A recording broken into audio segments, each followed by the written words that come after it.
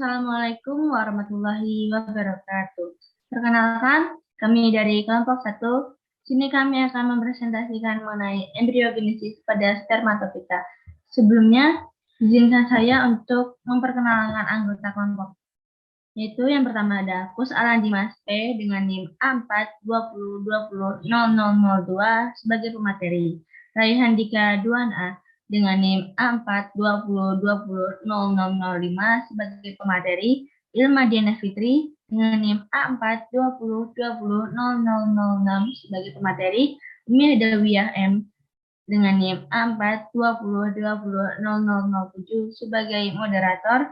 Bintang Angelina A420200010 sebagai pemateri. Baiklah, untuk materi akan saya persilakan kepada pemateri. Waktu dan tempat saya persilakan.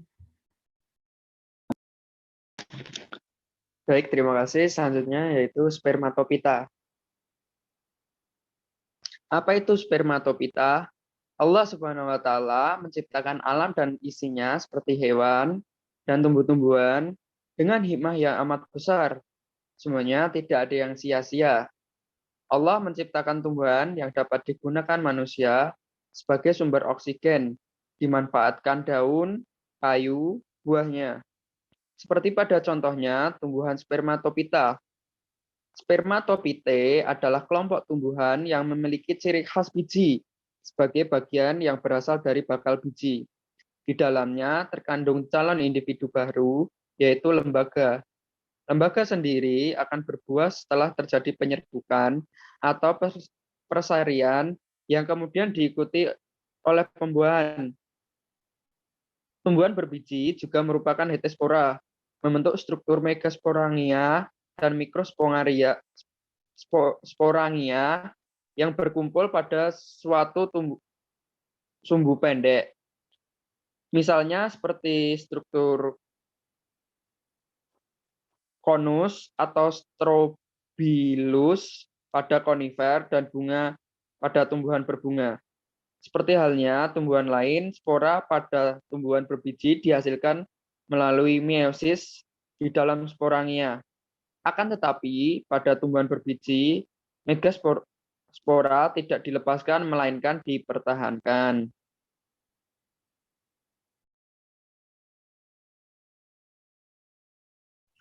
Lanjut, ciri-ciri spermatopita. Secara umum, struktur spermatopita lebih kompleks dibanding pakis dan lumut. Spermatopita dibedakan oleh satu atau lebih akar, batang tunggal, atau bercabang di sisi. Daun dan dalam banyak kasus, bunga dan buah spermatopita mengandung jaringan pembuluh angkut yang disebut xilem dan floem. Adapun ciri-ciri lain dari spermatopita, yaitu bentuk dan ukuran tubuhnya tergolong Chormopita karena dapat dibedakan dengan jelas bagian-bagian tubuhnya meliputi akar, batang, dan daun. Tumbuhan makrokopis dengan ukuran yang bervariasi. Bentuk sporofit, tumbuhan berbiji, memiliki akar, batang, dan daun. Akar dapat berbentuk serabut atau tunggang. Batang ada yang berkambium, ada pula yang tidak berkambium. Tumbuhan berbiji memiliki pembuluh angkut baik xilem maupun floem pada akar, batang maupun daun. Ya, di sini contoh tumbuhan spermatopita, tumbuhan berbiji. Yang pertama, Cikas rumpi atau bisa disebut dengan pakis haji. Yang kedua, Pinus merkusi. Yang ketiga, Agathis alba atau tumbuhan damar. Yang keempat, Ginkgo biloba. Yang kelima, Genetum genemon atau bisa disebut dengan tumbuhan melinjo.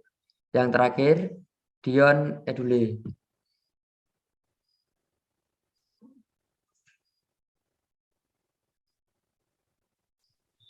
Reproduksi pada spermatopita. Pada umumnya, spermatopita bersifat fotoautotrof karena memiliki klorofil untuk berfotosintesis. Contohnya Eucalyptus sp dan Aster sp. Namun, ada pula yang tidak memiliki klorofil sehingga hidup sebagai parasit pada tumbuhan lainnya untuk mendapatkan zat organik. Contohnya pada Valuta SP atau tali putri yang bersifat parasit penuh, bersifat setengah parasit karena mendapatkan air dan garam mineral dari tumbuhan lain, tetapi memiliki klorofil dan dapat berfotosintesis. Spermatopita yang hidup epifit, misalnya Geologin pandurata, anggrek hitam, berkembangbiakan secara generatif atau seksual dengan membentuk biji yang diawali dengan pembentukan gamet atau gametogenesis, penyerbukan atau polinasi, peleburan gamet jantan dan betina, fertilisasi yang menghasilkan misal, kemudian menjadi embrio perkembangan secara vegetatif atau aseksual dengan organ-organ vegetatif seperti tunas, tunas adventif, rizoma, dan stolon.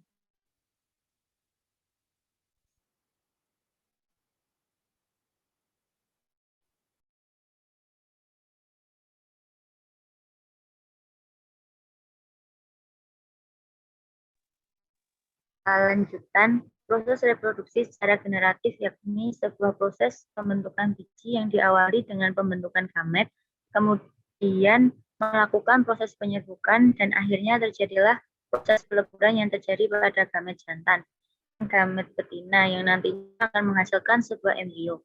Proses reproduksi vegetatif yakni proses reproduksi yang dilakukan oleh organ-organ vegetatif, contohnya seperti tunas, rizoma, atau stolon.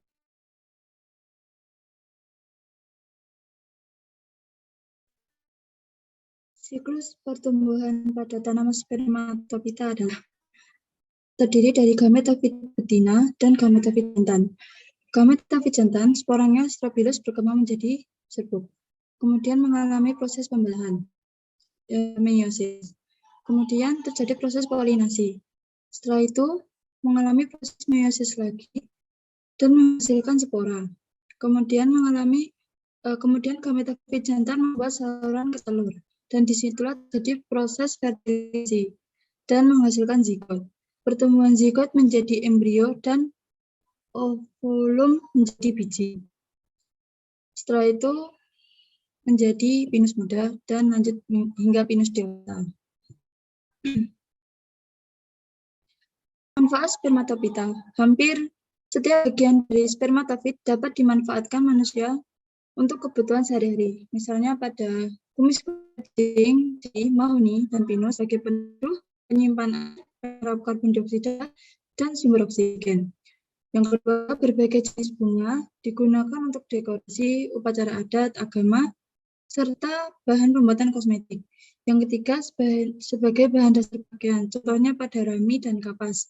Untuk bahan bangunan, contohnya pada jati, meranti, dan sanak keling. Yang keempat, sebagai tanaman hias, misalnya cempaka, mawar, kembang sepatu, kaktus, bunga matahari, bunga sedap malam, bunga gladiol, anggrek, dan lain-lain.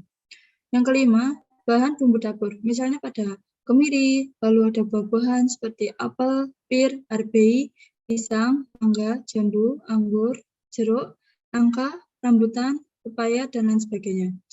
Yang terakhir, sumber protein yang berasal dari tumbuhan, seperti kacang kedelai, kacang tanah, dan kacang merah.